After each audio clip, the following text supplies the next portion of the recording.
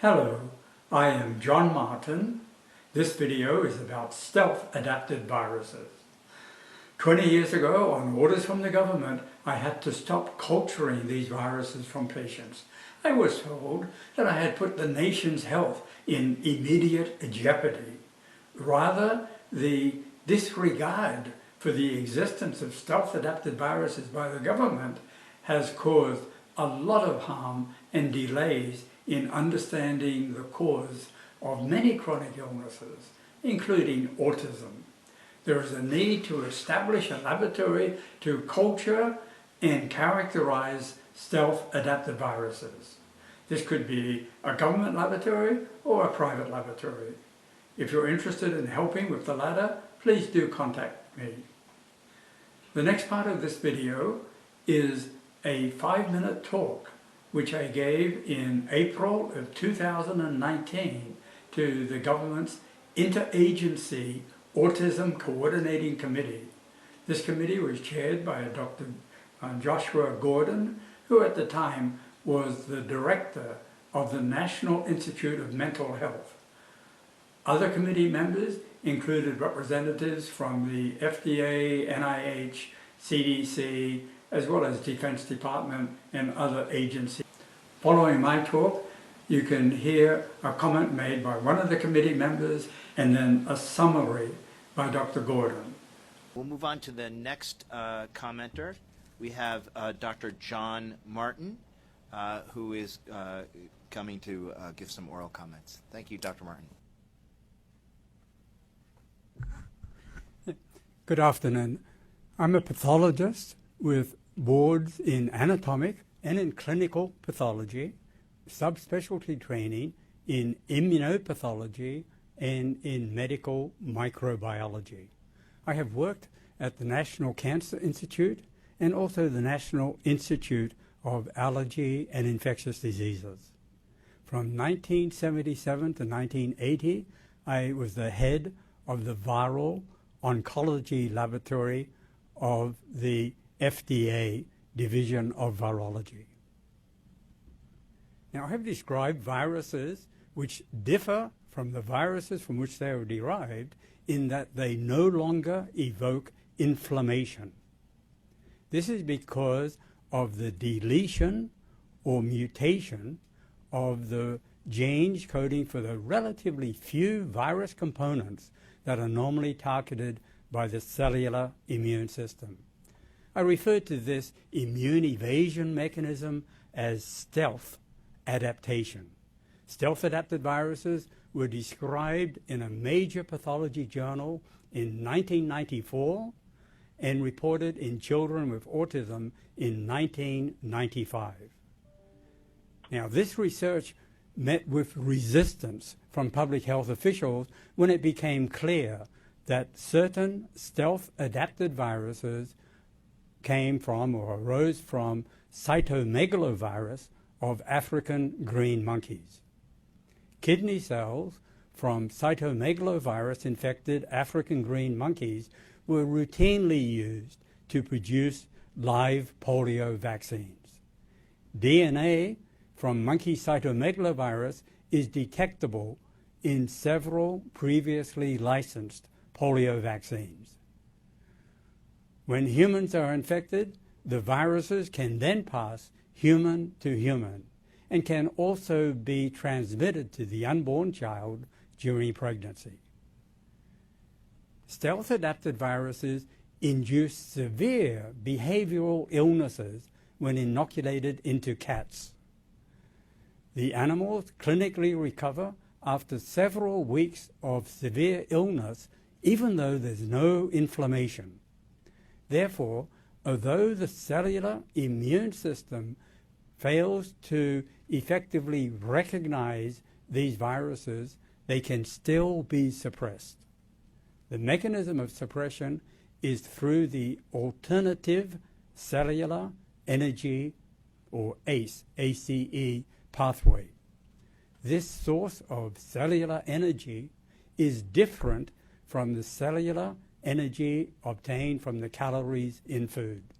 It's expressed as an added dynamic or kinetic quality of the body's fluids. The ACE pathway can be enhanced in humans using various methods. That publication that was distributed before my talk is an example of a protocol that achieves significant clinical benefits in children with autism.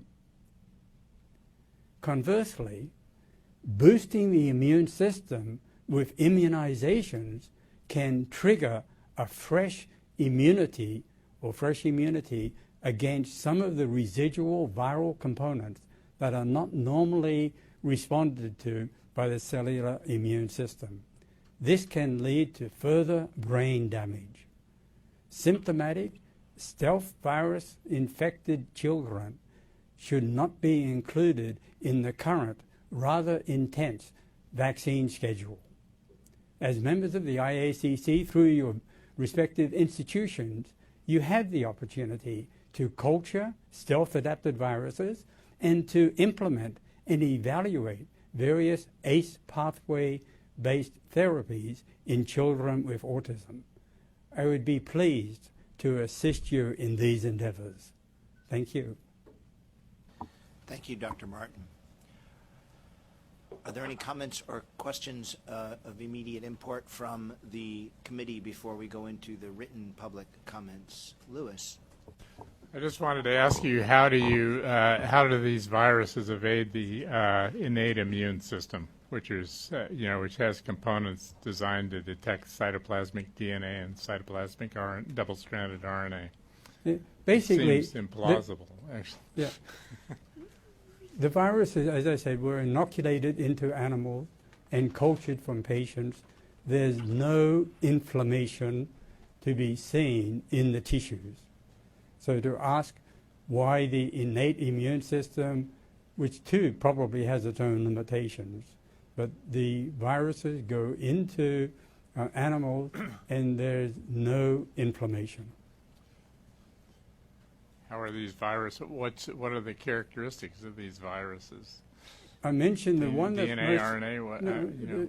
Again, the best characterized stealth-adapted virus is a derivative of an African green monkey simian cytomegalovirus. What is not generally understood is that with even large viruses like cytomegalovirus, relatively few components are targeted by the cellular immune system. Specifically, 90% of the cytotoxic T cell response against cytomegalovirus target only 3 components. So it's relatively easy for a virus to have 3 components deleted or mutated, and then with other adaptations can continue to replicate and induce cellular damage. The cellular immune response will not respond if those components are not there, and I presume by selection the innate immunity is also not effective because the viruses are infectious between individuals, and the viruses, when inoculated into animals, as I mentioned, can induce disease. Thank you, Dr. Martin. Are there other questions? Okay, we now have time, plenty of time necessary for discussion of the public comments, and we can discuss any of the comments you heard about, and it'd be a good idea for us to try to discuss them because we've heard from our constituents that they like to hear responses and discussion from members of the committee. I see John's hand raised. Sam, do I see yours? And David. I would also like to speak as well. This is Edlyn Pena. Thank you, Edlyn. Okay, I've got you. Let's start out with John. I would first like to thank the commenters for the tone of comment that we got this time around. Some of you know that I have taken issue with comments in the past, and I would like to applaud the commenters for delivering us thoughtful, reasonable, constructive commentary, which is what we need to move forward. I think that's really good. I saw, with respect to the virus comment, that there was a sort of an incipient question or consideration between Lewis here and the commenter, and it made me realize that in some cases our commenters express opinions about things we ought to do, like we heard that we ought to have a higher level or more influential autism coordinator, or we ought to conduct more research that would benefit adults. We can all understand those statements, but most of us do not understand the debate that began to emerge with Lewis and the virus commenter. And I have suggested before in meetings that some of these commenters that raise complex medical or scientific issues have obviously put a lot of thought into what they come here to say, and folks like I and many people who are psychologists, we can't comment or understand that, and we really have to turn to you, Josh, and others for help in understanding that, and I guess I would just appreciate if we can do that. So I can provide some context for Dr. Martin's discussion of the issue of stealth viruses. And I will try to avoid coming down with too firm a conclusion one way or the other, except with the issue of regard to the relationship to vaccines, because I think that's where we can say there's definitive science. I'm not familiar intimately with the science behind the issue of stealth viruses. That's something that I would have to look up. If there's a scientist in the room who'd like to think from NIMH who might be able to provide more details on that, I welcome that. But I am familiar with what is a long history of trying to investigate the role of viral infections in the development of autism.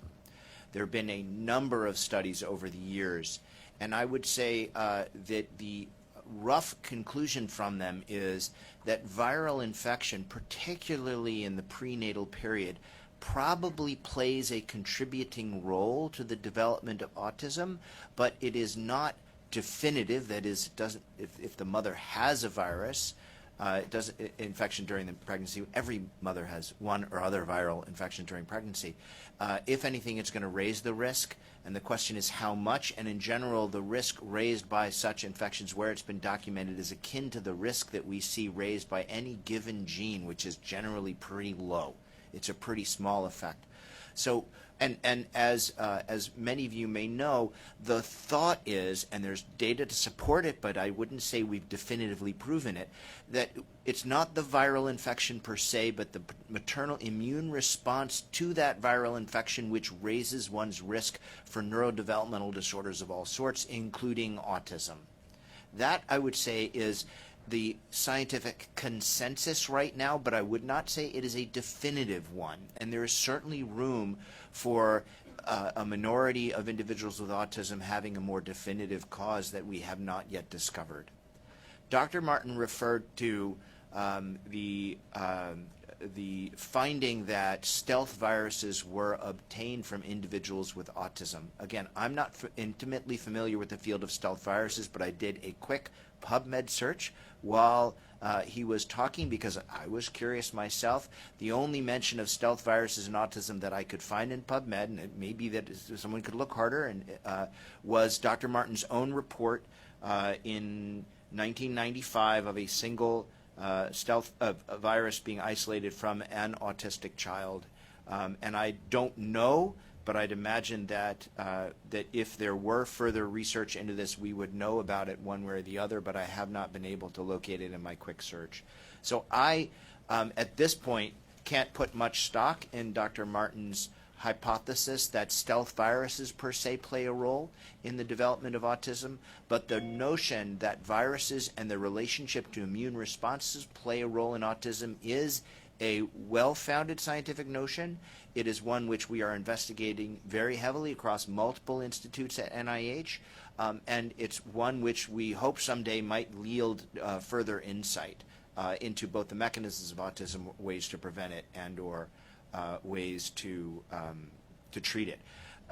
Coming back to the issue of the relationship with vaccines, if Dr. Martin's hypothesis was correct, and the vaccine interaction with stealth viruses were playing a significant role in the causation of autism, we would know it by now definitively, including a paper which we're going to discuss later today in the summary of that's the discussion. There have now been innumerable epidemiologic studies. And although the signal would be small, potentially, if only a small minority of children with autism were infected with stealth virus and then had it activated, if you will, by a vaccination, we would see that signal unless its contribution was so small as to be meaningless. So I think we can definitively say that particular aspect of the hypothesis has been disproven in the 20-some-odd years it's been since the stealth virus hypothesis was raised.